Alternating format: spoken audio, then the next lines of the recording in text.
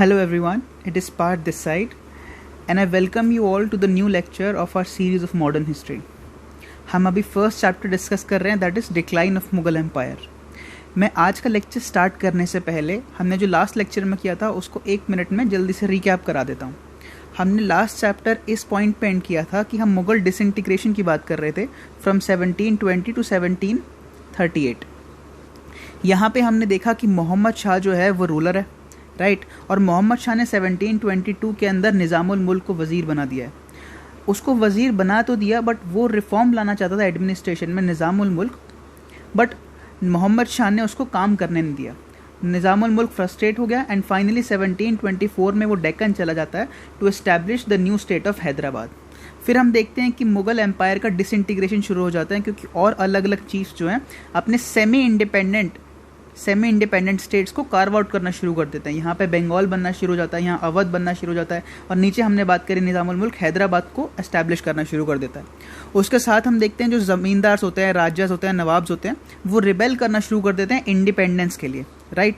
एक और इम्पॉर्टेंट चीज़ क्या होती है कि जो मराठास अभी तक कन्फाइंड थे डेक्कन के अंदर, उनको पता लग जाता है कि मुग़ल अथॉरिटी वीक पड़ रही है तो वो अपना नदर्न एक्सपेंशन स्टार्ट कर देते हैं. ठीक है, तो ये सारी चीज़ें होती हैं 1720 से लेके 1738 में. एक ओवरव्यू मैंने आपको दे दिया और मैंने डिटेल में लास्ट लेक्चर में एक्सप्लेन कर दिया था. अब हम फाइनली देखते हैं कि जो बिगेस्ट ब्लो मिला था मुग़ल एम्पायर को, जो सबसे बड़ा धक्का मिला था 1738-39 के अंदर, वो किसने दिया था? नादिर शाह के इन्वेजन ने. नादिर शाह जो है पर्शिया से इन्वेड करता है इंडिया में इन 1738-39 और वो कम्प्लीटली प्लंडर कर देता है the plains of northern India. But उसके इन्वेजन को पढ़ने से पहले हमको नादिर शाह की थोड़ी हिस्ट्री पता होनी चाहिए कि क्यों वो इंडिया के अंदर इन्वेड करता है, किस तरह से इन्वेड करता है, क्या उसके लिए कंडीशंस फेवरेबल होती हैं इस टाइम पे जिसकी वजह से वो आसानी से इंडिया के अंदर एंटर कर जाता है, राइट. तो आज की क्लास में हम अपना सबसे पहला टॉपिक स्टार्ट करने वाले हैं, rise of Nadir Shah, right. Rise of Nadir Shah में हम सबसे पहले इंडियन इन्वेजन की अभी बात नहीं करेंगे. अभी हम नादिर शाह की बात करेंगे कि वो पर्शिया के अंदर किस तरह से इमर्ज हुआ एज अ शाह या एज अ रूलर, ठीक है. फिर हम जब एक बार इसकी हिस्ट्री पढ़ लेंगे as the rise of Nadir Shah, फिर हम उसके इंडियन इन्वेजन की भी बात करेंगे, राइट. अब आपको ये वाली बात पता होनी चाहिए कि हिस्ट्री में कई सारे ऐसे लोग हुए हैं जो बहुत नीचे लेवल से, लोअर लेवल से बहुत ऊपर तक उठ के आए हैं. उनमें से कुछ नाम में सबसे पहले रॉबर्ट लाइव एक छोटे से क्लर्क थे ब्रिटिश ईस्ट इंडिया कंपनी के अंदर और उनको मौका मिला तो बंगाल का ऑक्यूपेशन का सबसे इंपॉर्टेंट इंसान जिसने वो किया था वो रॉबर्ट लाइव थे. वो एक छोटे से लेवल से उठ के गवर्नर जनरल ऑफ बंगाल बने. फिर हम बात करें अगर हैदर अली की, हैदर अली जो थे, जो टीपू सुल्तान के फादर थे, वो भी एक बहुत हम्बल बैकग्राउंड से आते थे और उन्होंने भी धीरे धीरे मिलिट्री रैंक्स में ऊपर आते आते वो भी राजा बन गए, नवाब बन गए मैसूर के. इन्हीं नामों में एक और इम्पॉर्टेंट नाम आता है Nadir Shah. Nadir Shah was also a shepherd boy, right. भेड़ चराने वाला एक छोटा सा बच्चा था वो, और वहाँ से लेके वो शाह बनता है या किंग बनता है पर्शिया का. किस तरह से बनता है वो हम डिस्कस करने वाले हैं यहाँ पे, right. He rose from a shepherd boy to Shah by saving Persia, right. वो कहाँ का रूलर होता है? पर्शिया का. By saving Persia from sure disintegration. अभी हम इस चैप्टर में किसकी बात कर रहे हैं? मुगल एम्पायर के डिसइंटीग्रेशन की बात कर रहे हैं कि मुगल एम्पायर किस तरह से डिसइंटीग्रेट हुआ. जिस तरह से मुगल एम्पायर डिसइंटीग्रेट हो रहा है, कई सारे और एम्पायर्स भी इस टाइम पे वर्ल्ड में डिसइंटीग्रेट हो रहे थे. उनमें से एक एम्पायर था पर्शियन एम्पायर. इस टाइम के आसपास यानी कि 1720s या 30s के आसपास अगर हम बात करें तो पर्शिया के अंदर एक स्ट्रॉन्ग डायनेस्टी जो थी, सफाविद डायनेस्टी, राइट, जिसको हम सफावी डायनेस्टी या सफाविद डायनेस्टी बोल सकते हैं, वो रूल कर रही थी पर्शिया के ऊपर. बट इस स्ट्रॉन्ग डायनेस्टी का भी वीक पॉइंट आ गया था, यानी कि ये भी डिक्लाइन कर रही थी धीरे धीरे. अब कहने को तो हम ये भी कह सकते हैं कि जो मुगल एम्पायर था वो बहुत स्ट्रॉन्ग था, बट इस टाइम पे आते आते वो भी डिसइंटीग्रेट कर रहा था. सेम चीज़ सफाविद डायनेस्टी के साथ थी पर्शिया के अंदर. दो बीइंग अ स्ट्रॉन्ग डायनेस्टी जो पुराने टाइम में बहुत अच्छे से रूल करा, जिसने बहुत स्ट्रॉन्ग रूल किया, बट इस टाइम पे उसका भी वीक जो रूल था वो बहुत वीक होना शुरू हो गया था. 18th सेंचुरी की स्टार्टिंग से यानी कि 1700s की स्टार्टिंग से ही सफाविद डायनेस्टी वीक पड़ना शुरू हो गई थी.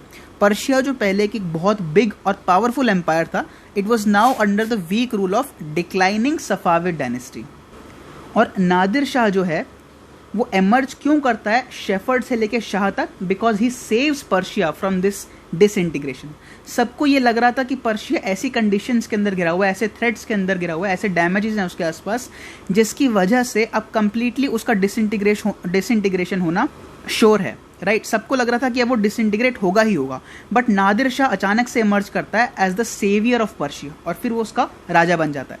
सबसे पहले हम इसको दो पार्ट्स में डिस्कस करेंगे। पहले पार्ट में हम डिस्कस करेंगे थ्रेट्स टू पर्शिया, राइट, कि पर्शिया पे इस टाइम पे कहाँ कहाँ से थ्रेट्स थे, राइट। फिर हम सेकेंड पॉइंट में डिस्कस करेंगे Nadir Shah plan of action, कि नादिर शाह ने इन थ्रेट्स को किस तरह से ओवरकम किया, and finally he rose from a shepherd boy to Shah यानी कि किंग। ठीक है, तो सबसे पहला टॉपिक हम डिस्कस करते हैं थ्रेट्स टू पर्शिया।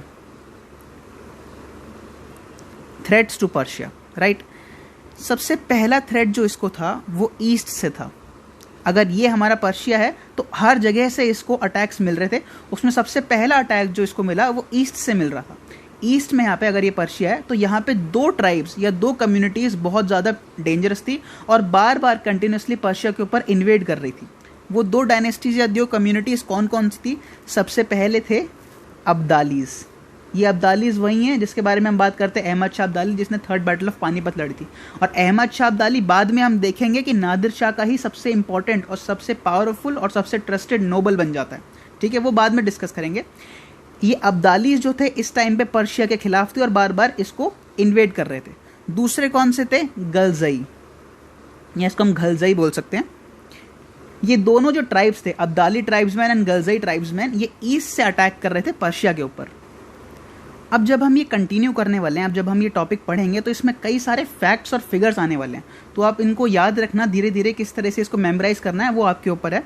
मैं आपको एक्सप्लेनेशन अच्छे से दे दूंगा, बट इसमें कई सारे फैक्चुअल पॉइंट्स आएंगे, कई सारे नाम आएंगे, डायनेस्टीज़ के नाम आएंगे, कई सारे जगहों के नाम आएंगे। उसको आप बार बार पढ़ोगे तो वो आराम से आपको याद हो जाएंगे। ठीक है, तो हमने बात करी ईस्ट की। ईस्ट में कौन कौन सी दो थे? सबसे पहले अब्दालीज़ और गलजई। जब अब्दालीज़ ने रिवोल्ट किया तो अब्दालीज़ ने कौन से एरिया को ऑक्यूपाई कर लिया? पर्शिया का एक बहुत इंपॉर्टेंट सेंटर था हेरात। ठीक है, तो हेरात सिटी को कैप्चर कर लिया अब्दालीज़ ने जब रिवोल्ट किया, राइट। अब्दालीज़ ने रिवोल्ट किया तो हेरात को कैप्चर कर लिया। फिर अगर हम बात करें गलजई ट्राइब्स की, तो जब गलजईज ने रिवोल्ट किया, जब उन्होंने अटैक करने की कोशिश करी, जब उन्होंने इन्वेड किया, तो दे ऑक्यूपाइड एंड एनेक्स्ड कांधार। ठीक है, तो इन्होंने कांधार, या जिसका पूरा नाम गांधार था, उसको इन्होंने अटैच कर लिया, फिर अपने एरिया में अटैच कर लिया और पर्शिया से डिटैच कर दिया। ठीक है, ये हमने ईस्ट की बात करी। सेकेंड हम बात करते हैं सेंट्रल पर्शिया की।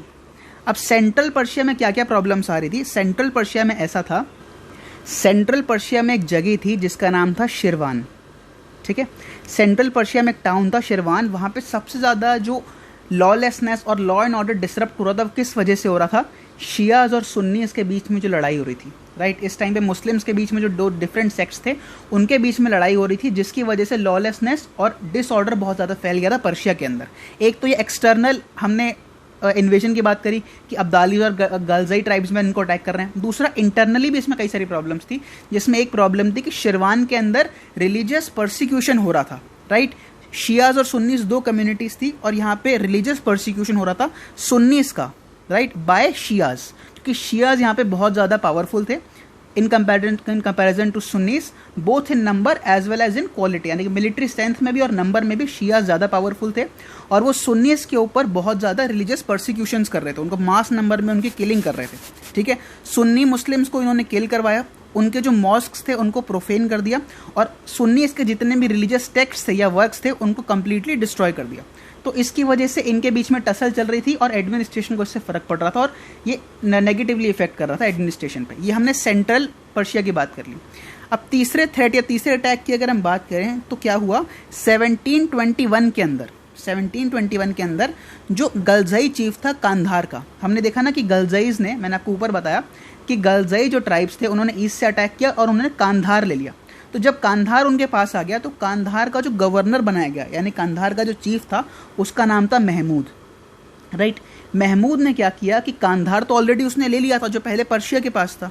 उस महमूद ने कांधार के साथ साथ पर्शिया की जो कैपिटल थी, और इस कैपिटल का नाम था इस्फाहां, राइट। महमूद ने कांधार के साथ साथ इस्फाहां पे भी अटैक करके इस्फाहां को अपने कब्जे में कर लिया, राइट, जो कैपिटल थी पर्शिया की, अब कैपिटल तक को ऑक्यूपाई कर लिया, तो आप इमेजिन कर सकते हो कि पर्शिया का इन्वेजन का जो डिसइंटीग्रेशन था कितना श्योर था।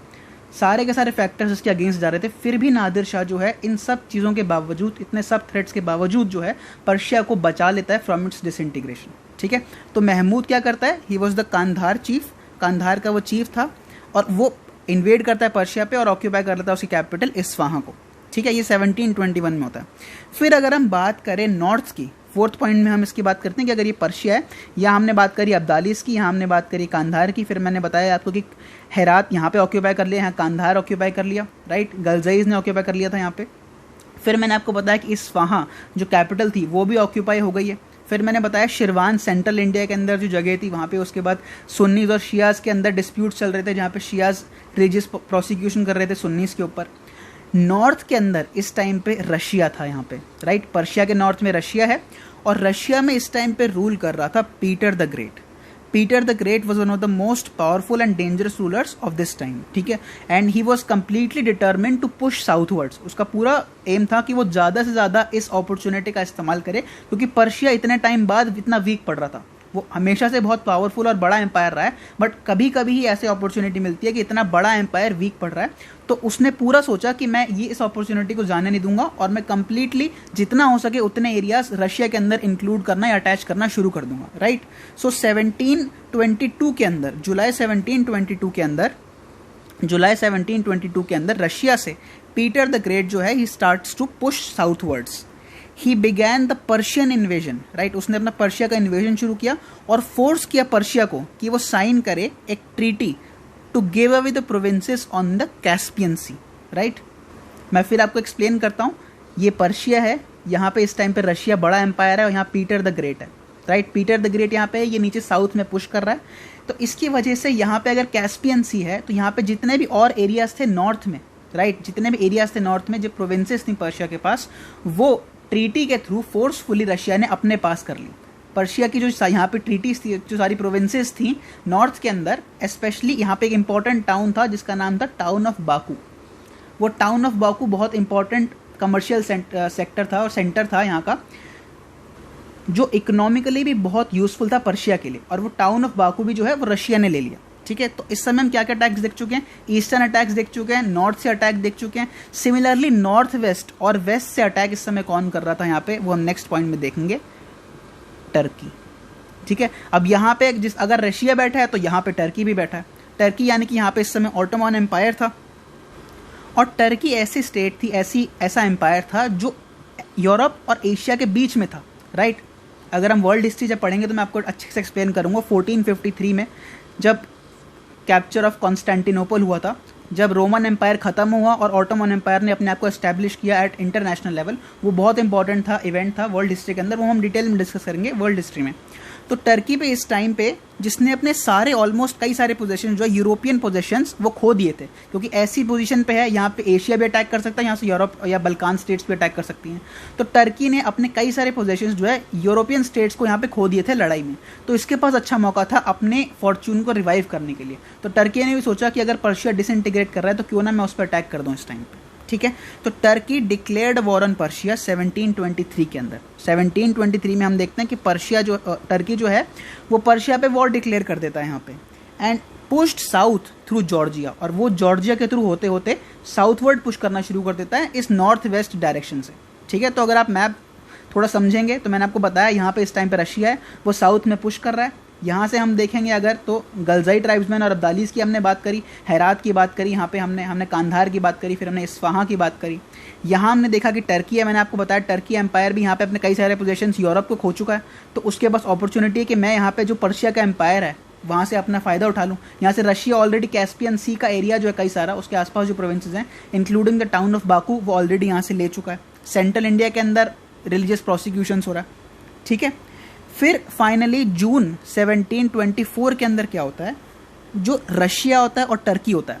अब ऑब्वियसली टर्की को भी जगह चाहिए और रशिया को भी टेरिटोरियल पावर चाहिए। अगर ये बटेगा तो इन्होंने डिसाइड किया कि आधा मैं ले लेता हूँ और आधा ये ले लेते हैं। तो 1724 में हमको देखने को मिलता है a treaty signed between Russia and Turkey. Russia के अंदर और टर्की के बीच में एक ट्रीटी साइन होती है जिसमें ये पर्शिया के प्रोविंसेस जो हैं नॉर्थ में, नॉर्थ और नॉर्थ वेस्ट में जितने भी प्रोविंसेस हैं उनको आपस में वो डिवाइड कर लेते हैं, right, dividing all the northern and the north western provinces of Persia between them 1724 के अंदर। ऐसी स्टेट आ चुकी है, ये सारे थ्रेड्स हमारे कंप्लीट हो गए हैं। अगर मैं आपको दोबारा रिवाइज कर रहा हूँ, सबसे पहले हमने क्या देखा था, ईस्ट के अंदर हमने देखा अब्दालीस के बारे में और गलजईस के बारे में। फिर हमने बात करी शिरवान की बात करी थी, जहाँ पे रिलीजियस प्रोसिक्यूशन हो रहा था। थर्ड पॉइंट हमने देखा कि गलजई जो महमूद था, महमूद ने कैपिटल इस्फहां को कैप्चर कर लिया। फोर्थ पॉइंट हमने देखा जो पीटर द ग्रेट था, उसने साउथवर्ड पुश करना शुरू कर दिया और फाइनली उसने जो है कैस्पियन सी के आसपास वाली सारी प्रोविंसेस अपने रशिया में मिला ली, plus the town of Baku. ये हमने देखा। फिफ्थ पॉइंट में हमने देखा कि 1723 के अंदर टर्की भी हमला बोल देता है पर्शिया के ऊपर, टर्की हमला बोल देता है और जॉर्जिया के थ्रू होते होते वो भी साउथवर्ड पुश करना शुरू कर देता है। सिक्स्थ पॉइंट ये हमने देखा कि रशिया और टर्की दोनों को जगह चाहिए, तो वो आपस में एक पीस ट्रीटी कर लेते हैं, जिसमें वो आपस में डिवाइड कर देते हैं पर्शिया के नॉर्थ और नॉर्थ वेस्ट जो प्रोविंसेस होता है, ये वाला सारा एरिया जो होता है आपस में हाफ हाफ करके डिवाइड कर लेते हैं। तो इतनी सारी प्रॉब्लम्स हो चुकी हैं, एक्सटर्नल इतना ज़्यादा डैमेजेस हो रहे हैं, इतने थ्रेट्स हैं, सब ऑक्यूपाई करना चाहते हैं पर्शिया को, अंदर इंटरनल पैरालिसिस हो चुका है एडमिनिस्ट्रेशन का।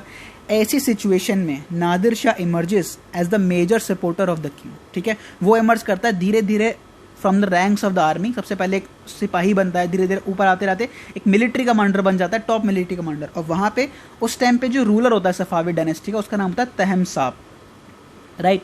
तहमसाब का सबसे मेजर सपोर्टर बन जाता है नादिर शाह और इसकी हेल्प करता है to save Persia from its disintegration, ठीक है। और तहमसाब का मोस्ट ब्रिलियंट मिलिट्री कमांडर बन जाता है नादिर शाह। ये हमने थ्रेट्स डिस्कस कर लिए कि पर्शिया के ऊपर इस समय क्या क्या थ्रेट्स थे अलग अलग जगहों से, इंटरनल थ्रेट्स और एक्सटर्नल थ्रेट्स भी डिस्कस कर लिए। अब हम बात करेंगे Nadir Shah plan of action. Nadir Shah का पीओ हम डिस्कस करेंगे कि उसने क्या क्या काम किया, किस तरह से उसने पर्शिया को उसके डिसइंटीग्रेशन से बचा लिया।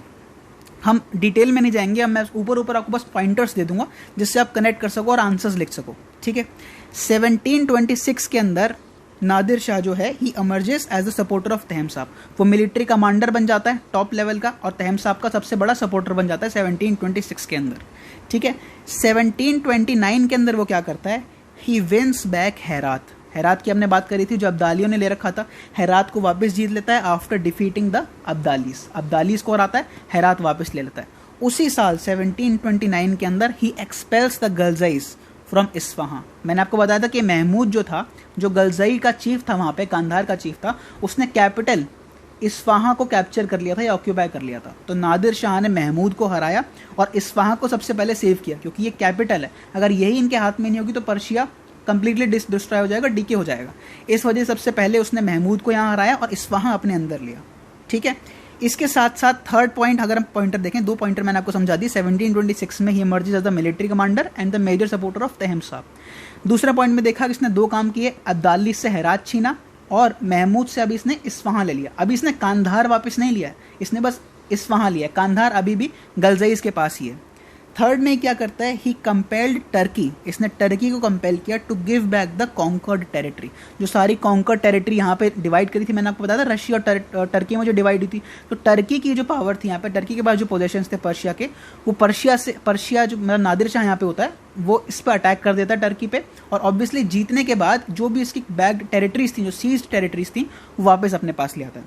फिर क्या करता है, ये 1735 आ जाता है, he organizes a treaty with Russia getting back the seized territories. इसको तो लड़ाई से हराता है और यहाँ पे ट्रीटी कर लेता है फोर्सफुली रशिया के साथ, जहाँ पे वो अपनी जो सीज टेरिटरी जो रशिया को दी थी, मैंने बताया था ना कैस्पियन सी के आसपास वाली जो प्रोविंसेस थी और बाकू का जो टाउन था जो रशिया ने ले लिया था, वो सारे एरियाज नादिर शाह वापस ले लेता है रशिया से, ठीक है। फिफ्थ इसने क्या किया, 1730। अब इतना सब कुछ अगर ये कर रहा है राजा के लिए, तो ऑब्वियसली इसकी खुद की पोजीशन या इसकी जो स्ट्रेंथ है वो बहुत ज़्यादा एस्टैब्लिश हो रही है कोर्ट के अंदर और पूरे देश के अंदर। तो 1736 में फाइनली नादिर शाह जो है, he disposed the last Safavid ruler and becomes the shah himself. राजा को असैसिनेट करा देता है, थ्रोन से हटा देता है और खुद शाह बन जाता है, ठीक है। और मैंने आपको क्या बताया था बीच में कि यहाँ पे वो इस्फहां कैप्चर कर लेता है, बट उस समय कांधार नहीं ले पाता, बट बाद में वो देता है कि 1-2 साल बाद यहाँ से 1737 और 38 के अंदर वो कांधार भी वापस ले लेता है। तो जो सारी टेरिटरीज हमने देखी थी ऊपर, सारे थ्रेट्स धीरे धीरे करके उसने सारे थ्रेट्स ओवरकम कर लिए, सारी सीज्ड टेरिटरीज वापस पर्शिया में ले आया, राजा को मार दिया और खुद शाह बन चुका है। ये हमारी इस समय पोजीशन है कि हम नादिर शाह की हिस्ट्री पढ़ चुके हैं, हम इस पोजीशन पे आ चुके हैं। हमने देखा कि नादिर शाह कितना केपेबल रूलर था। एक तरफ तो हम पहले बात कर रहे थे मुगल एम्परर्स की, जो लेट मुगल रूलर्स थे, कि वहाँ पे उनको फिक्र ही नहीं है एम्पायर डिसइंटीग्रेट हो रहा है, क्या हो रहा है, वो लग्जरी में डूबे हुए हैं, फ्लैटरी में डूबे हुए हैं, ठीक है। और यहाँ पे नादिर शाह शेफर्ड बॉय से बन के कहाँ पे टॉप पे पहुँच जाता है और राजा को डिस्पोज करके खुद शाह बन जाता है, ठीक है। ये हमने डिस्कस किया अभी तक नादिर शाह का राइज। अब हम डिस्कस करने वाले हैं इसी के नेक्स्ट सेगमेंट में नादिर शाह's इन्वेजन इन इंडिया, ठीक है। नादिर शाह का इंडियन इन्वेजन अब हम यहाँ डिस्कस करने वाले हैं। तो नादिर शाह का इंडियन इन्वेजन डिस्कस करने से पहले हमने ऊपर देखा है, नादिर शाह का जो राइज हमने देखा, उससे हम 2 कंक्लूजन निकालेंगे। सबसे पहला कंक्लूजन ये निकालेंगे कि नादिर शाह कितना अच्छा, कितना स्ट्रॉन्ग और डिप्लोमेटिकली कितना शार्प रूलर था। उसने इतनी सारी प्रॉब्लम को कितनी अच्छी तरीके से और कितने कम टाइम स्पैन के अंदर ओवरकम कर लिया, राइट। रशिया को उसने डिफीट किया, टर्की को यहाँ से हराया, उसको फोर्सफुली अपने सारे टेरिटरीज जो सीज टेरिटरीज थी वापस ले ली, यहाँ पे अब्दालीस को, गलजाइज को, सबको हरा दिया। इससे हमको पता लगता है कितना एबल रूलर था वो और कितना स्ट्रॉन्ग रूलर था, मिलिट्रीली कितना स्ट्रॉन्ग था, क्योंकि उसकी मिलिट्री स्ट्रेंथ इतनी स्ट्रॉन्ग होगी तभी वो इन सब पावर्स को हरा पाया, राइट। और डिप्लोमेटिकली कितना स्ट्रॉन्ग था, ये सब हमने डिस्कस कर लिया और पहला कंक्लूजन इसका ये था। दूसरा कंक्लूजन ये था कि इतनी सारी लड़ाइयाँ लड़ी हैं तो ऑब्वियसली उसकी वजह से उसमें पैसा बहुत लगा होगा। तो नादिर शाह की वजह से जो इसने इतनी लड़ाई लड़ी, पर्शिया वॉज वर्चुअली बैंकरप्ट। पैसा ख़त्म हो गया सारा का सारा। इतनी लड़ाइयाँ लड़ी हैं, रशिया से लड़ाई लड़ी है, टर्की से लड़ाई लड़ी है, इन सब जो ये इन्वेड करके बैठे थे, महमूद इन्वेड करा हुआ था, उसके बाद गलजाइज थे, अब्दालीस थे, राइट, शिरवान के अंदर लड़ाई चल रही थी। इन सब चीज़ों को ओवरकम करने के लिए पैसा तो बहुत ज़्यादा लगा होगा, तो वो सारा पैसा खर्च हो गया पर्शिया का इन सब चीज़ों को ओवरकम करने के लिए। तो पर्शिया जो है वर्चुअली बैंकरप्ट हो गया, उसके पास बिल्कुल पैसा नहीं है, स्टेट ट्रेजरी ज़ीरो हो चुकी है। अब जब पैसा ख़त्म हो गया तो उसको अपनी आर्मी मेंटेन करनी है, अपने राज्य को भी चलाना है, अपने देश को चलाना है। तो इसकी वजह से he looks at the one single solution, one step solution. उसको कहाँ से दिखता है? इंडिया में, राइट। उसको पता लग जाता है कि अब अगर मुझे पैसा चाहिए तो जिसको भी पैसा चाहिए होता है वो उस टाइम पे इंडिया चला आता है। यहाँ से यूरोपियंस आ गए थे, यहाँ से जिसको भी चला होता है वो इंडिया आ जाता है, क्योंकि इंडिया वॉज सोने की चिड़िया थी भाई। यहाँ पे सारा का सारा sink of gold and silver बोला जाता था। जितना भी ट्रेड होता था यहाँ से स्पाइसेस जाते थे, मसलिन जाता था, सिल्क जाता था, कॉटन जाता था, और बदले में यहाँ पे ज्वेलरी आती थी, गोल्ड आता था और बहुत सारे प्रेशियस स्टोन्स और मेटल्स आते थे। तो इंडिया धीरे धीरे बहुत रिच हो रहा था।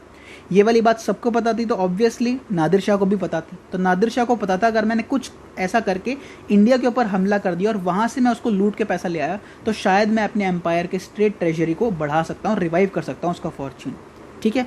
दूसरा रीज़न ये था इंडिया पे अटैक करने का कि जो मुगल अथॉरिटी थी उसकी वीकनेसेस अब विजिबल होने शुरू हो गई थी, उसकी वीकनेसेस एक्सपोज होनी शुरू हो गई थी धीरे धीरे। तो नादिर शाह को पता लग गया था कि मुगल अथॉरिटी जो थी, जिस तरह से सफाविद डायनेस्टी थी वो धीरे धीरे जो है डिक्लाइन कर रही थी, ऑल्दो बहुत स्ट्रांग थी पास्ट में, बट धीरे धीरे डिक्लाइन कर रही थी।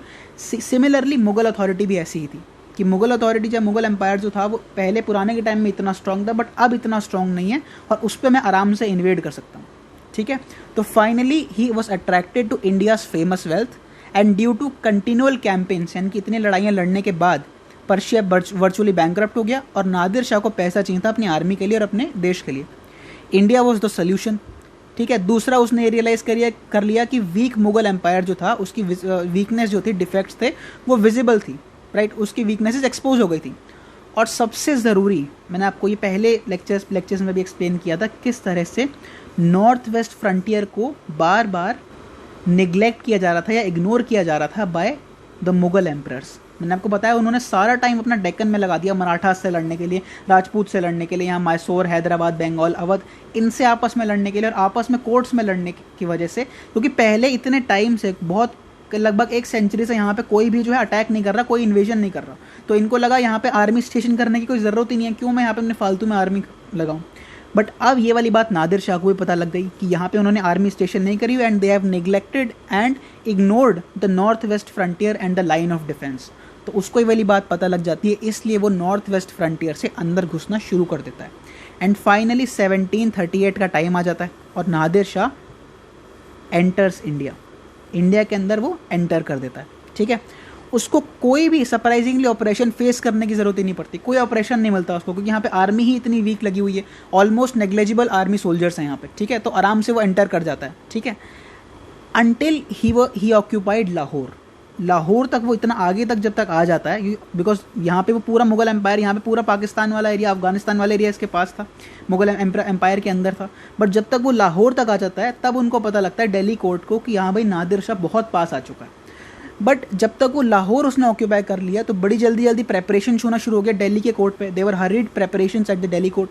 बट फिर भी ऐसे इंपॉर्टेंट टाइम में भी, ऐसे थ्रेट के टाइम में भी, जो नोबल्स थे कोर्ट के अंदर, they could not unite themselves and decide a common plan of defence. वो जब इन्वेडर आप पे अटैक कर रहा है तब भी आपस में घर के अंदर जो लोग थे वो आपस में ही लड़ रहे हैं अभी भी, और वो आपस में ये भी यूनाइट नहीं कर पाए, ये भी डिसाइड नहीं कर पाए हम किस तरह से अपने आप को डिफेंड करेंगे, ठीक है। तो एक कॉमन प्लान ऑफ डिफेंस पे भी वो यूनाइट नहीं कर पाए, डिसीजन यूनानिमस डिसीजन नहीं ले पाए।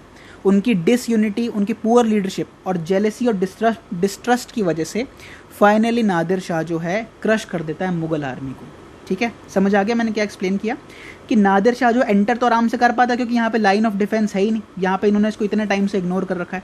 एंटर तो चलो ठीक है कर गया, बट अगर यहाँ पे ये वीक भी है तो यहाँ पे कम से कम इनके स्टेशन या इसके बाद लाइन ऑफ डिफेंस के बाद कम से कम इतना तो पता होना चाहिए कि अब हमको अपनी आर्मी यहाँ पे लगानी पड़ेगी। आपस में नोबल्स अभी भी बटे हुए थे, राइट, इतने डिवाइडेड थे कि एक प्लान ऑफ डिफेंस भी डिसाइड नहीं कर पाए यूनानिमसली, जिसकी वजह से इनके आपस में जो म्यूचुअल बिक्री थी, इनके आपस में जो लड़ाइयाँ थी या पुअर लीडरशिप की वजह से नादिर शाह 13 फरवरी 1739 को बैटल ऑफ करनाल में मुगल आर्मी को कंप्लीटली क्रश कर देता है, बिल्कुल रूइन कर देता है और बहुत आसानी से हरा देता है, राइट। ये डेट बहुत इंपॉर्टेंट है क्योंकि ये बैटल की डेट है 13 फरवरी 1739 was the battle of Karnal, जहाँ पे Nadir Shah crushes the Mughal empire या Mughal army easily. He takes Mohammad Shah as the prisoner, Mohammad Shah को जेल में डाल देता है, प्रिजनर बना देता है, and Nadir Shah marches to Delhi, और धीरे धीरे करनाल में हराने के बाद वो दिल्ली पहुंच जाता है, ठीक है। यहाँ समझ आ गया, धीरे धीरे लाइन ऑफ डिफेंस क्रॉस करी, लाहौर तक पहुंचा, लाहौर से करनाल में फिर हराया, 13 फरवरी को बैटल ऑफ करनाल जीती और दिल्ली की टुवर्ड्स मार्च करना शुरू कर गया। अब वो दिल्ली में जब पहुंच गया तो उसको हम पढ़ेंगे अंडर दिल्ली प्लंडर, ठीक है। दिल्ली के अंदर उसने क्या क्या काम किया। सबसे पहले तो उसने मास नंबर्स में दिल्ली के जो रेजिडेंट्स थे उनको मरवा दिया, मास किलिंग या mass massacre of citizens of Delhi. ये उसने क्यों किया? क्योंकि जब बैटल ऑफ करनाल हुई थी तो वहाँ पे उसके कुछ सोल्जर्स, बहुत लिमिटेड सोल्जर्स की डेथ हो गई थी या फिर वो मर गए थे लड़ाई में, तो उन छोटे से उन लिमिटेड नंबर ऑफ सोल्जर्स को बदला लेने के लिए उसने दिल्ली के के ऊपर मास मैसेकर करा दिया और कई सारे हज़ारों लोगों के सर कटवा दिए, ठीक है। तो पहला इंपॉर्टेंट क्या था? Mass massacre of citizens of Delhi. दूसरा क्या था? कंप्लीट प्लंडर किया उसने, और लगभग हम कह सकते हैं 70 करोड़ रुपए, उस टाइम पे आप इमेजिन कर सकते हैं 70 करोड़ कितना हो सकता है, 70 करोड़ का लगभग उसने वहाँ पे टोटल प्लंडर किया दिल्ली के अंदर। और ऐसा कहा जाता है कि 70 करोड़ रुपीज़ वो यहाँ से अपना पर्शिया वापस लेके गया और उसने 3 साल तक अपने एम्पायर में किसी भी इंसान से टैक्स नहीं लिया। इतना पैसा यहाँ से लूट के चला गया कि पर्शिया में उसको 3 साल तक किसी इंसान से 1 रुपये भी टैक्स में नहीं देना पड़ा। ये जो 70 करोड़ था ये 3 साल तक चलता रहा, उनके एम्पायर को सस्टेन करता रहा, ठीक है। इसने सारी की सारी जो रॉयल ट्रेजरी थी उसको लूट लिया। ये जो उसने 70 करोड़ रुपए लूटे हैं ये रॉयल ट्रेजरी से भी लूटे हैं, नॉर्मल लोगों से, ज़मींदार से, जो भी मनी लेंडर्स थे, बड़े बड़े बिजनेसमैन थे, सबसे वो लूट के चला गया। रॉयल ट्रेजरी लूटी और उसमें यहाँ से वो क्या ले गया? कोहिनूर डायमंड ले गया। कोहिनूर डायमंड ले गया प्लस शाहजहाँ का जो पीकॉक थ्रोन था, right, jewel studded peacock throne जो था शाहजहाँ का, वो भी यहाँ से ले गया। रॉयल ट्रेजरी लूट के चला गया, सारा पैसा जो था यहाँ पे, कोहिनूर जो था शाहजहाँ का वो ले गया, राइट। और उसके बाद जो है यहाँ पे हम देखते हैं कि जो पीकॉक थ्रोन था शाहजहाँ का वो भी लूट के चला गया, ठीक है। He ceded all the provinces of Mughal empire west of river Indus. अगर ये रिवर इंडस है तो उसने बोला मुगल एम्पायर को कि आज से जितना भी इसके ईस्ट वाला, वेस्ट वाला एरिया है वो सारा का सारा मेरे एम्पायर के अंदर, और इधर का जितना एरिया है यानी कि तुम रिवर इंडस के वेस्टर्न साइड में बिल्कुल नहीं आओगे। ये जो जितना यहाँ पे एरिया था पाकिस्तान वाला, ये जो सारा अफगानिस्तान का एरिया था जो मुगल एम्पायर में आता था, वो सारा का सारा एरिया उसने सीड कर लिया मुगल एम्पायर से, ठीक है। तो मुगल एम्पायर का और जो फिजिकल बाउंड्री थी वो भी धीरे धीरे, टेरिटरी जो थी फिजिकल टेरिटरी, वो भी और कम कर दी उसने, ठीक है। क्या क्या चीज़ें थी मैं दोबारा बता देता हूँ। दिल्ली प्लंडर में सबसे पहले मास मैसेकर कराया, सिटीजन्स का मास किलिंग कराई। दूसरा टोटल प्लंडर लगभग 70 करोड़ रुपए का कराया, जिसको कहा जाता है कि उसने 3 साल तक अपने देश में 1 रुपये टैक्स नहीं लिया। तीसरा हमने देखा कि उसने रॉयल ट्रेजरी लूटी, कोहिनूर डायमंड ले गया, और peacock jewel studded peacock throne जो था शाहजहां का फेमस, वो भी लूट के चला गया। फाइनली उसने क्या किया, he ceded all the provinces on the west of river Indus. ठीक है, यहाँ से मुगल एम्पायर का जितना भी वेस्ट में जितना एरिया था रिवर इंडस के, वो सारा उसने अपने एरिया में इंक्लूड कर लिया, अटैच कर लिया। अब नादिर शाह की वजह से क्या क्या डैमेज हुआ मुगल एम्पायर को, वो हम देखते हैं। राइट, हमसे देख ही लिया है, बस उसको एक बार पॉइंटर्स में डिस्कस कर लेते हैं। सबसे इंपॉर्टेंट लॉस जो था, राइट, सबसे ज़रूरी काम या सबसे डेंजरस काम जो उसने किया, he negatively affected the prestige of Mughal empire. हर एम्पायर की एक तो फिजिकल स्ट्रेंथ होती है, मिलिट्री स्ट्रेंथ होती है, एक दूसरी उसकी स्ट्रेंथ होती है जो उसका प्रेस्टीज होती है, यानी कि जो उसकी एक इमेज होती है लोगों के दिमाग में। राइट, और आज तक जो है मुगल एम्पायर की ऐसी इमेज थी कि वो एक सिंबल था पॉलिटिकल यूनिटी का देश में। अगर कोई बोलता था कि एक, अगर आप ऑल इंडिया एम्पायर बताओ तो सबको मुगल ही उसका नाम लेते थे, सबके दिमाग में मुगल आता था। बट सबसे इंपॉर्टेंट उसने काम किया, सबसे डेंजरस काम क्या किया उसने, ही affected negatively affected and gave an irreparable loss to the prestige of Mughal empire. ऐसा उसने दाग लगाया मुगल एम्पायर की प्रेस्टीज के ऊपर जो बाद में रिपेयर नहीं किया जा सका। तो प्रेस्टीज के ऊपर सबसे ज़्यादा जो उसने डैमेज किया वो किया। दूसरा एक बहुत इंपॉर्टेंट काम, ही exposed the Mughal weakness.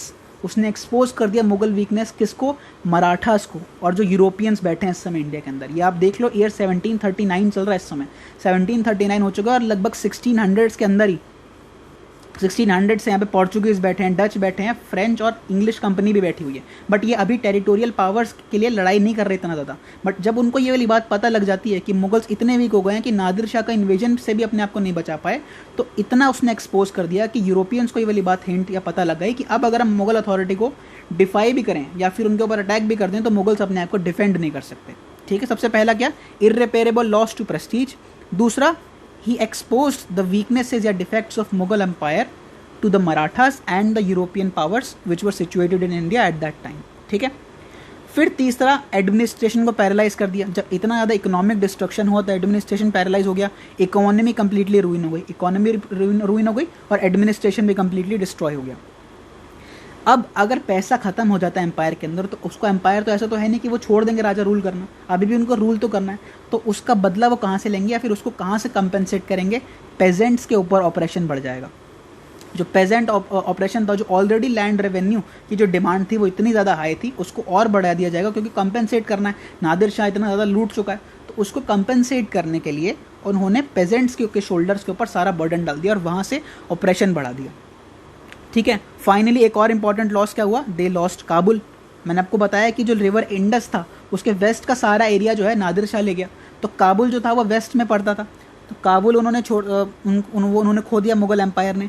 And they lost a vital line of defence, जो एक वाइटल लाइन ऑफ डिफेंस जो पहले निगलेक्ट करी जा रही थी, अब उसने रेड मार मार के या फिर यहाँ पे इतना ज़्यादा इन्वेड करके ये जो यहाँ पे इन्वेजन की जो एक लाइन थी या जो बाउंड्री थी उसको, और उस वाइटल लाइन को और ज़्यादा डिसअपीयर कर दिया, ख़त्म कर दिया फ्यूचर इन्वेजन्स के लिए। कि अब और ईजी बना दिया कि नादिर शाह के बाद जो और इन्वेडर्स आएंगे, जैसे अहमद शाह अब्दाली को वो भेजेगा, जो उसका कमांडर होता है, बेस्ट या मोस्ट ट्रस्टेड कमांडर होता है, उसको जब वो भेजेगा आगे इन्वेजन्स के लिए, तो वो और आसान हो गया। राइट, जो एक वाइटल लाइन ऑफ डिफेंस थी नॉर्थ वेस्ट में, उसको उसने कंप्लीटली डिसअपीयर कर दिया, जिसने ओपन कर दिया फ्यूचर इन्वेजन्स के लिए मुगल एम्पायर को।